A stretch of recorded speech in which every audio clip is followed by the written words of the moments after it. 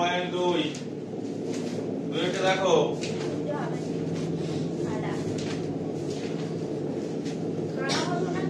তিন আর হচ্ছে দেখো বার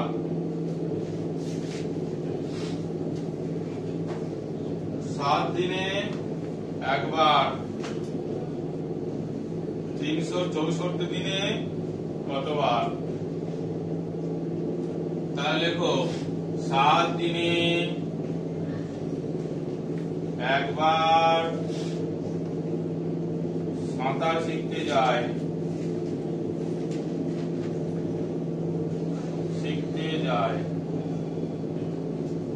একদিনে 1/7 বার সাঁতার শিখতে যায় 364 দিনে 1/7 গুণ 364 সাঁতার শিখতে যায় তাহলে সমান সমান 364/7 364 7 5 7 35 1 4 7 দুগুণে 14 তাহলে অতএব 52 বার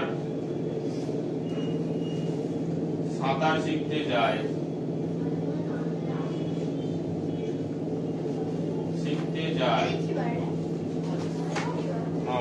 কাগজ আর এবার লেখো দিস্তা দেখো 24টা কাগজ থাকে কত দিস্তায় 1 দিস্তায় তাহলে 120টা কাগজ কত দিস্তায় হবে তাহলে লেখো এখানে কাগজ ও দিস্তার মধ্যে সরল সম্পর্ক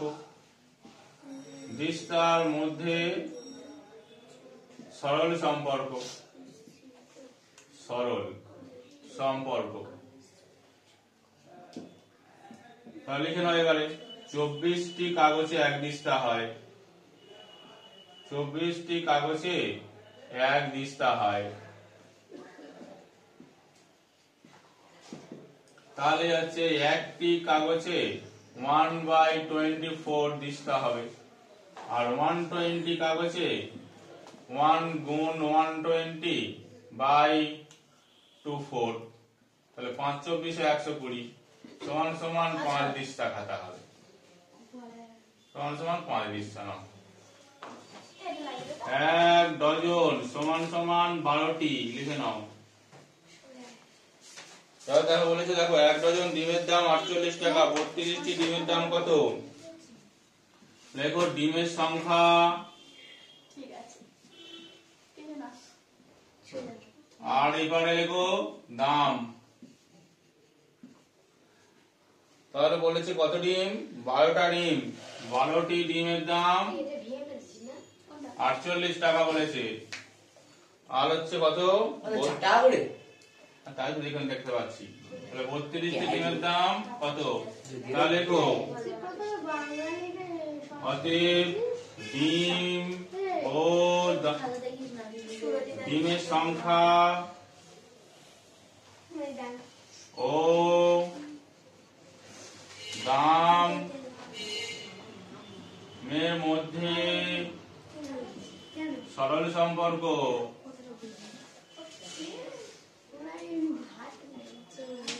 তাহলে এবার লেখো 12টি ডিমের দাম ডিমের দাম 48 টাকা একটি ডিমের দাম 48/12 টাকা আর 32টি ডিমের দাম 48/12 গুণ 32 তাহলে 4 12 48 তাহলে কত হবে 4 দুগুণে 8 3 4 12 টাকা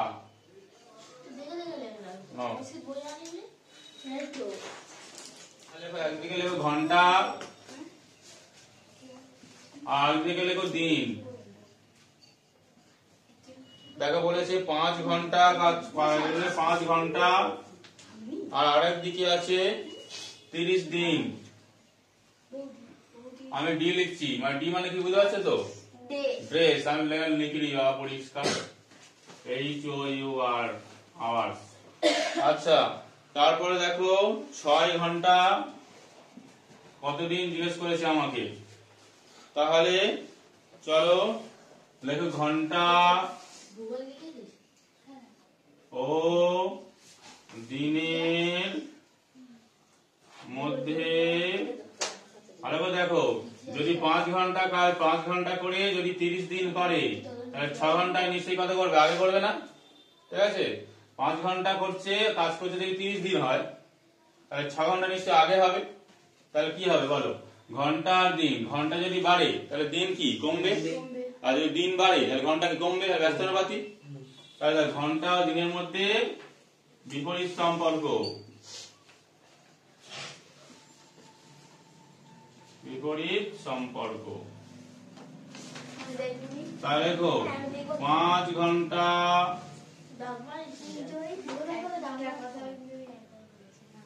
কাজ করলে 30 দিনে কাজ শেষ হয়, 30 দিনে কাজ শেষ হয়।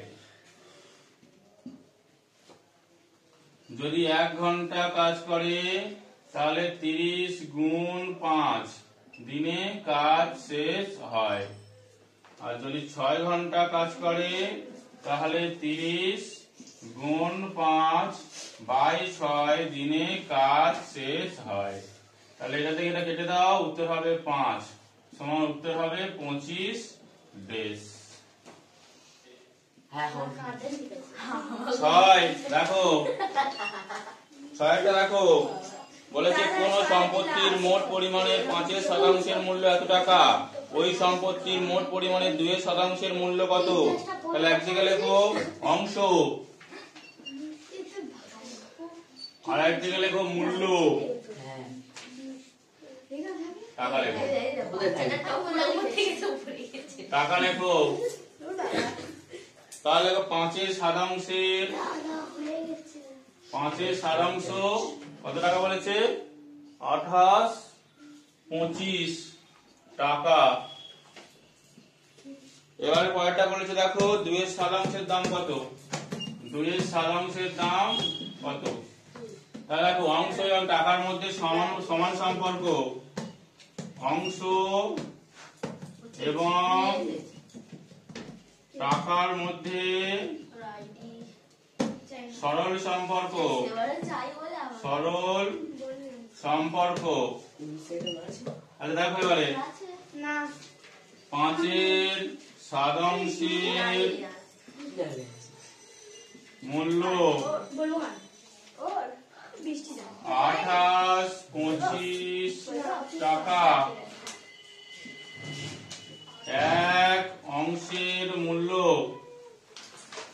28-25,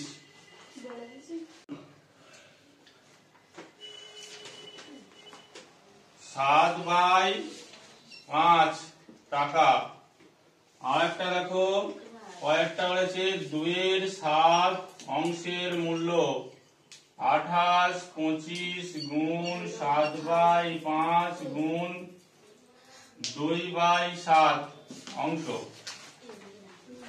নাও 7 কেটে দাও,